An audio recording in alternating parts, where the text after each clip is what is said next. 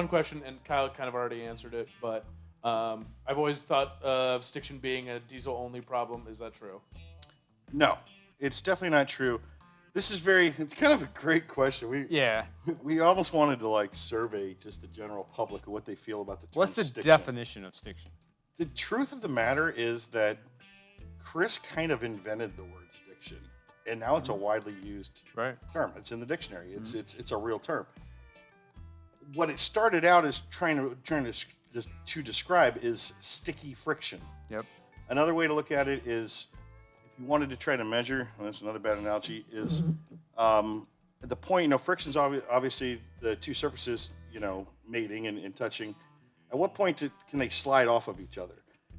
As stiction builds up, you create more resistance to that. That creates more wear and everything. So the simple way to describe stiction is a buildup of burnt oil. So inside of an engine, what we call the hot spots, they're the tightest tolerances that you have, get really, really tight and narrow, and then that's where the most heat builds up. If you look around all different parts of an engine, they're at all sorts of different temperatures, but the tightest tolerance spots get at such a high point of temperature, they start to cook the oil. And you will have, that oil will start to burn out of solution, and you start to get a buildup. It's varnish, it's burnt oil. It happens in every engine. Happens in every single engine. It doesn't matter, especially on that side of things. We're on the oil side of things. That engine doesn't know what kind of fuel is making it run. It doesn't care. It's going to be on the tight, and they're building these engines with tighter and tighter tolerances now. Every model. They're really extending these MPG gains, trying to get a lot of claims for efficiency and everything. In doing so, the tolerances have gotten a lot tighter. That creates more hot spots where you just can't pass through enough oil to keep it well lubricated. When it gets down to a really tight tolerance, you've kind of like funneled all that oil down to a really small valley, and it can heat up quite a bit. As that oil starts to degrade and burn off, it leaves behind an oil varnish, and that will bond to your engine internals. That starts to sludge everything up, slow everything down. And another bad analogy is this stuff is not easy to clean off.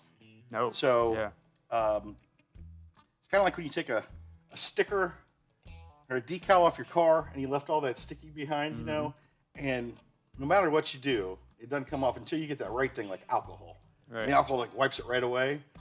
That's actually what we're doing with that varnish in there. Now, what's unique about it? Well, that's the question. Some people wonder, if I got all this burnt oil, this buildup, I run this product through, and is it just breaking off chunks of burnt oil and varnish? And Great question. Thanks for that. So, truth of the matter is, no, we're breaking that oil, that burnt oil, we're basically building it back up to an oil again. So think of it this way, is that the oil, once it burns out on those tight tolerances and those hot spots, it's cooking off a lot of the oil and leaving behind the residue.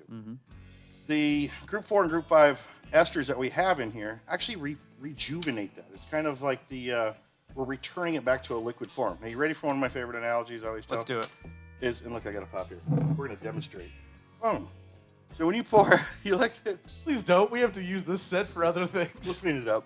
So imagine we come back tomorrow. I spilled some soda on the table. That turns into like it'll be all gummy tomorrow. It'll be all sticky substance. Well, that's what it's like inside your engine when the oil breaks down and produces all this varnish there. Well, it's not easy to clean up. You can't get your hand inside your engine and scrub that or anything. So the best explanation I always have is we're returning that old burnt varnish back to a liquid form again. So imagine if this is tomorrow and now we have a sticky pad here. I wasn't in there. I can't get in there to wipe it off because it's inside the engine. But imagine if I had like a hot pot of water that I kept pouring over the surface here. And we slowly start wearing that down back to a liquid form. That's how we get it all cleaned and off.